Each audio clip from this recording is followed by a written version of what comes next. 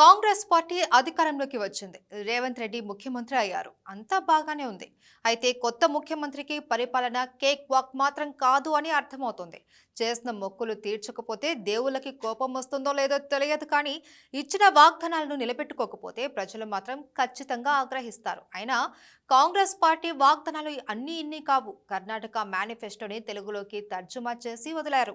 ఆ ప్రామిస్లన్నీ నిలబెట్టుకోవాలి అంటే కావాల్సిన రొక్కం 68,000 కోట్ల పైచిలుకు అని ఒక అంచనా. ఇది ఆల్రెడీ సాగుతున్న సంక్షేమ పథకాలు కాకుండా కాంగ్రెస్ పార్టీ ప్రామిస్ చేసిన పథకాలని అమలుపరచడానికి మాత్రమే ఖర్చయ్యే మొత్తం అన్నమాట ఇది. ఆ వాగ్దానాల్లో బెదరగొట్టేవి ముఖ్యంగా ఆరున్నాయి. రైతులకు 2 లక్షల రుణమాఫీ, దీనికయ్యే ఖర్చు దాదాపు 20,000 కోట్ల రూపాయలు. ఇంటింటికి 200 యూనిట్ల వరకు ప్రతి నెల ఉచిత కరెంట్, దీని భారం ఏడాదికి 2,500 కోట్లు.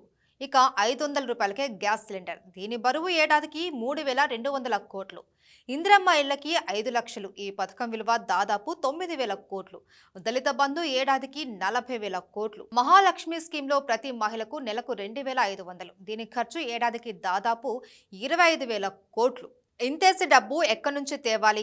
ఆదాయం చూస్తే 1,50,000 కోట్లు ఉందని ఒక లెక్క.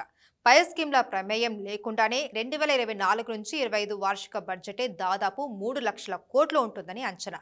దానికి అదనంగా 68,000 కోట్లు ఖర్చు కలిపితే ఏకంగా 3.7 లక్షల కోట్ల మొత్తం కావాలి ఒక ఏడాది షో నడపడానికి. అంటే 1,50,000 కోట్లు ప్రతి ఏడాది ఎక్కడి నుంచి తేవాలి? దీనికి తోడు ఇప్పటికే అధికంగా రుణాలు తీసుకోవడం వల్ల తదుపరి రుణాలు తీసుకునే సామర్థ్యం తెలంగాణ ప్రభుత్వానికి పరిమితమైపోయిందని తెలుస్తుంది. పోనీ ఏదో ఒకలాగా కేంద్రం నుంచి ఏదైనా సహాయం అందుతుందా అంటే, కేంద్రంలో బీజేపీ ఉంటే తెలంగాణ రాష్ట్రంలో ప్రభుత్వానికి అడగ్గానే ఇచ్చే ప్రసక్తి ఉండదు కదా.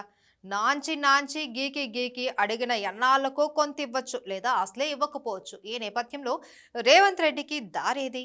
హైదరాబాద్లో వేలాది ఎకరాల ప్రభుత్వ భూముల్ని భారీ రేట్లకు వేలమేసి అమ్మడం ఒక్కటే దారిగా ఉంది.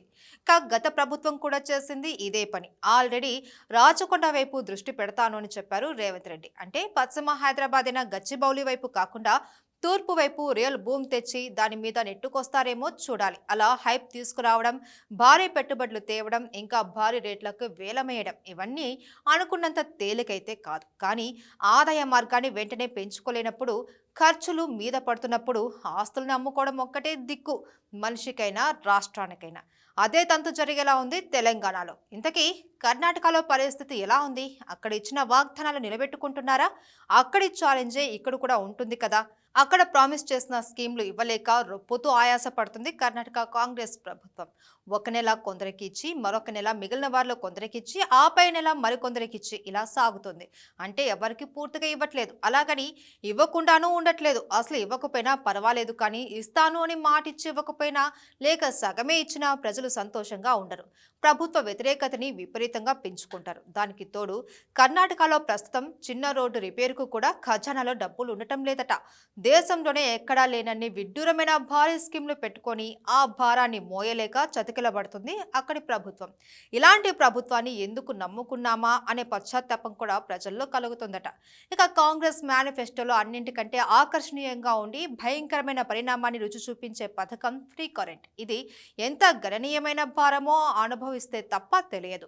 దీన్ని నిలబెట్టుకోవాలి అంటే ముందుగా నగరాలలో ఇచ్చే కరెంటుకి కోత విధించి గ్రామాలలో పంచాలి. దానికి తోడు అదనంగా ఉత్పత్తి చేయాలి, లేదా పక్క రాష్ట్రాల నుంచి కొనగలగాలి. దానికి మళ్లీ డబ్బు కావాలి.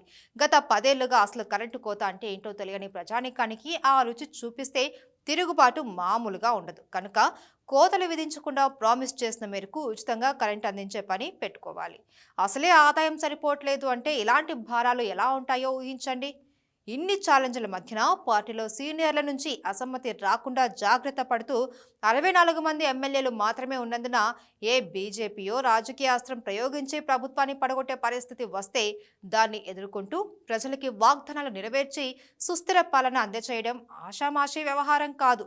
ఇన్ని ప్రమాదాల మధ్య రేవంత్ రెడ్డి అభిమన్యుడవుతాడా, లేక అర్జునుడిలా గెలుస్తాడా అనేది కాలమే చెప్పాలి.